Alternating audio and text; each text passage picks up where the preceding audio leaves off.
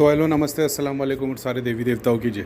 Great example, कल मैंने बताया कि परी दिखती है और वगैरह वगैरह वगैरह। आप ध्यान में प्रार्थना करोगे और उसको तो आपको देखना शुरू हो जाएगा। इसका मतलब ये बिल्कुल भी नहीं कि रात में सोने से पहले तुम प्रे करो कि करीम भाई की सिद्धियाँ हमें लेके जाए, क्योंकि रात में सोते वक्त तुम ध्यान के स्टेट में नहीं होगे तो तुम बॉडी के उस स्टेट में आ सकते हो जहाँ पे वो शक्ति को प्रभाव डालने के लिए दूसरी चीज़ भी आ सके। एग्जाम्पल के तौर पे बहुत सारे लोग रहते हैं जो हनुमान जी का जाप करने लगते और फिर बाद में उनको नाइटफॉल होना शुरू हो जाते। हनुमान जी के जाप से नाइटफॉल नहीं होता। तुम्हारे घर पे ऑलरेडी मलिन शक्ति कोई होगी, लेकिन उसके बावजूद उसको निकालने से पहले तुमने हनुमान जी का जाप किया। जाप करने से तुम्हारा ऑरा इतना फास्ट बढ़ता है, उससे जाप इतना फास्ट बढ़ने लग जाते, तो तुम्हारे पीछे की जो मलिन शक्ति है वो तुमको आशीर्वाद देने नहीं आएगी, वो तुमसे लपटेगी तो तुम्हारा नाइटफॉल ही हो जाएगा। इसलिए मैं बोलता हूँ कि पहले वो सारी चीज़ें निकालो। तुमने घर पे धागा ताबीज़ यंत्र टाइप की कोई चीज़ रखी होगी, तुम्हारी मलिनता ही ख़त्म नहीं हुई। बहुत सारे लोग जो जाप करना शुरू करते उनको एकदम से डर लग जाता। डर यानी तुम वो स्टेट पे पहुँच गए कि मूलाधार के गेट पे तुम पहुँच गए हो।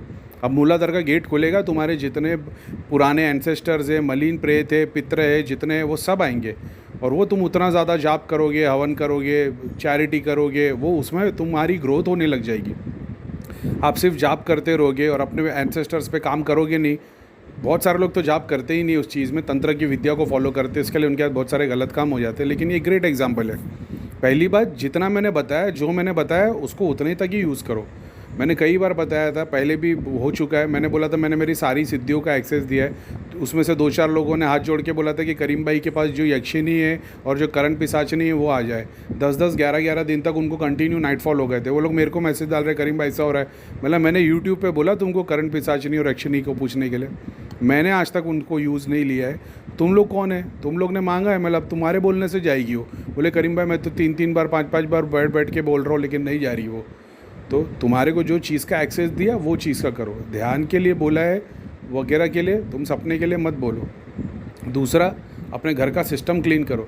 तुम्हारे घर में धागे ताबीज़ यंत्र में मेल फीमेल डेटीज़ होगी, अगर तुमने उनको पूजा नहीं है, मटेरियल बेनिफिट दे रहे, वो मलिन हालत में तुम उस प्रे करो कि करीम भाई की सारी सिद्धियाँ मेरे अंदर जाप भर दे, मेरा ऑरा क्लीन कर दे, मेरा ये कर दे। सिद्धियाँ तो करके निकल जाएगी और बाद में तुम लोग खाली पड़े हो तो तुम पे तो अटैक होगा ही। तुम्हारे अंदर जाप शक्ति है ही नहीं, तो पहले जाप की शक्ति को इतना बढ़ाना है।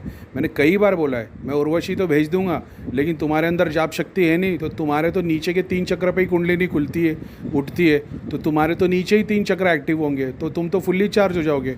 तो फिर नाइटफॉल होगा या तो फिर लड़कियों के पीछे भागोगे। सेम चीज़ लेडीज़ लोग को भी होता है। मैंने कई बार बोला है उर्वशी अप्सरा भेज तो दूंगा मैं एक ही दिन में, लेकिन तुम्हारी कुंडलिनी सहस्रा तक पहुँचाओ तो सही, तब वो जाके पूरा का पूरा काम करेगी। आउटर लेयर के लिए अलग होती है, बॉडी के लिए अलग होती है। तुमने जाप शक्ति और ध्यान के लिए मांगा है। तुम काम धंधे के लिए बोलोगे तो उसके लिए तो बॉडी के बाहर घूमने वाली चाहिए, आकर्षण वाली, तो वो तो ऐसे ही घूम लेगी। तो तुमको जाप ध्यान से कोई लेना देना नहीं है। मस्त में दिन भर खाओगे पियोगे, रात में एकदम चस्का लगेगा, या तो दारू पियोगे या तो कुछ खाने का दिल करेगा, मूवी वूवी देखोगे, चैन से सो जाओगे, सुबह उठोगे, काम धंधे वापस, जो औरत आ रही ऊपर से नीचे तक झाड़ रहे हो, रात में उसी के बारे में सोच रहे हो। यही होता है ये लोग जो बाहर आकर्षण की सिद्धियों को यूज़ करते। मैंने वो काम नहीं किया है, मैंने जाप ध्यान के लिए बताया है। तो उर्वशी अप्सरा बहुत सारे टाइप के भाई, तुम्हारी बॉडी की चारों तरफ में 7 गेट, 14 गेट, 21 गेट है। डायमेंशन की बात नहीं कर रहा हूँ, जहाँ पे तुम खड़े उसी के गेट है। वो एक एक गेट की एक एक शक्ति है, एक एक अप्सरा है। 64 जोगिनी एक रीज़न की वजह से तुम्हारे अंदर 64 एक्टिविटी कर देती है, वो एक्टिव कर देती है पार्ट्स को। समझ रहे हो? किसी का ध्यान नहीं लगता है तो वो ध्यान को एक्टिव कर देगी, किसी को नफ़रत नहीं है तो नफ़रत को एक्टिव कर देगी। समझ रहे हो? एक केस आया था अपने पास कि करीम भाई मेरे को सब कुछ बहुत अच्छा लगता है, हर चीज़ खूबसूरत दिखती है। तो मैंने बोला यार ये तो इतनी ग्रेट बात है यार, तुमको प्रॉब्लम क्या है इससे? तो इतनी अच्छी बात है, तुमको सब चीज़ खूबसूरत लगती है। बोले हाँ, दूसरी बात ये है कि मुझे गू, कीचड़, चीथड़े, कचरा सब कुछ अच्छा लगता है। बोला ओ हो, तो ये तो मतलब प्रॉब्लम वाली बात है। समझ रहे हो? उसको चीथड़े और गंदगी और गू पड़ा है और कचरे की पेटी पड़ी है, उसको सब कुछ अच्छा लगता है, उसको वो भी अच्छा लगता है। हाँ, तो प्रॉब्लम है भाई तुम्हारे अंदर, ये ऐसी बात है। तो मेरी बात को आधा अधूरा अपने हिसाब से तुम इम्प्लीमेंट करोगे तो फिर रिज़ल्ट तुम्हारे को बुरा आएगा, तो ये मत करना, ठीक है? लोक दर्शन के लिए सिद्धियाँ अलग है, जाप ध्यान के लिए अलग है, ठीक है?